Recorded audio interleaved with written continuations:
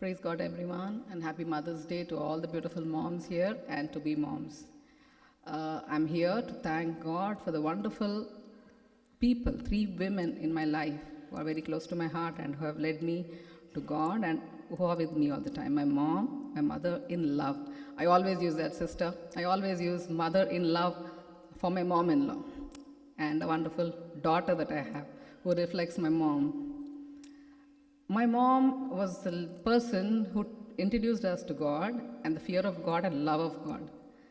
And every night, we are a family of five siblings, mom and dad. It's a big family. Those are the days of no gadgets like cookers and gas stoves and all that. She used to do so much work.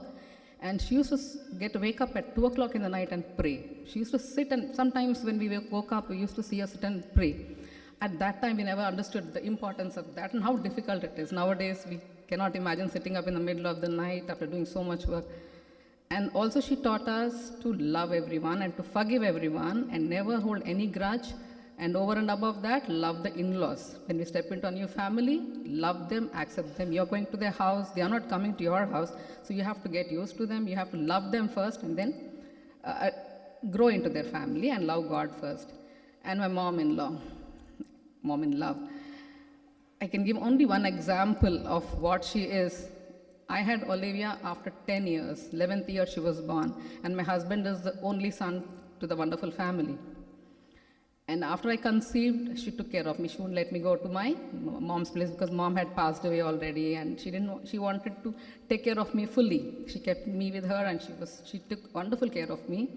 And anyone can understand a grandchild arriving after 11 years, how anxious the mother-in-law would be, the grandmom would be.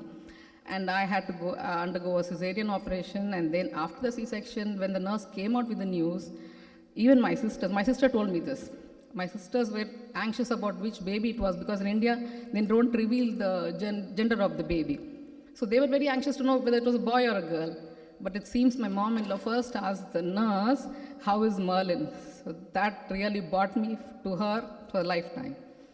So my sister told me, you have to take auntie, very good care of auntie, because we didn't ask about you being sisters, but she asked about you the moment you came out. So I'm really blessed with two wonderful moms. Then comes my daughter. She was my great strength. I'm not going into details about Eric's sickness because you all know what has gone through the last 2 years, but she's been a great support. At that moment, she was shattered. She was away from us for the first time in a friend's house, took very good care of her. But then she lost 9 pounds from August to October, 9 pounds.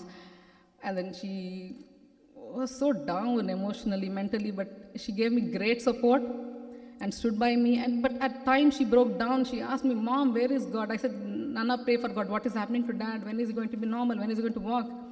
I said, Lord, pray, beta, pray to God. Jesus will heal.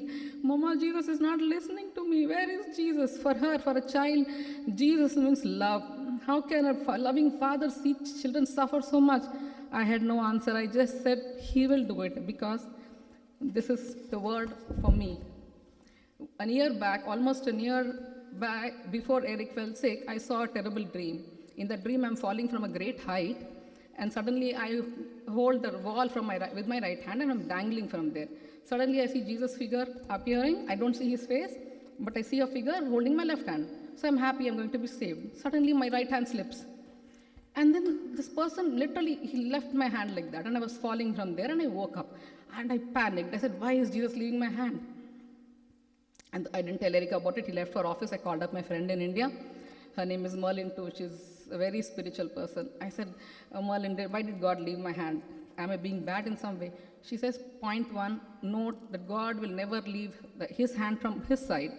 It is we who run away from him. So point one is that. Then you pray and ask the reason for it, for the dream. So apart from reading the Bible, I also look at Facebook and only Facebook.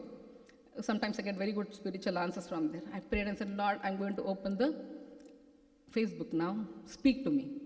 Just 8 minutes before I opened that, this post was there. This is the one, Isaiah 41:10. It says, do not panic. In KJV, it says, do not fear. It says, do not panic. I'm with you. I will give you strength. I'm having a full grip on you and not letting you go. Those were in bold letters. That was the thing. And fear not comes to me all the time. Joshua 1:9, Deuteronomy 31:6 and 8, then Ezekiel 37, the valley of bones. These always come back to me, and I keep telling my daughter that hold on to the faith, and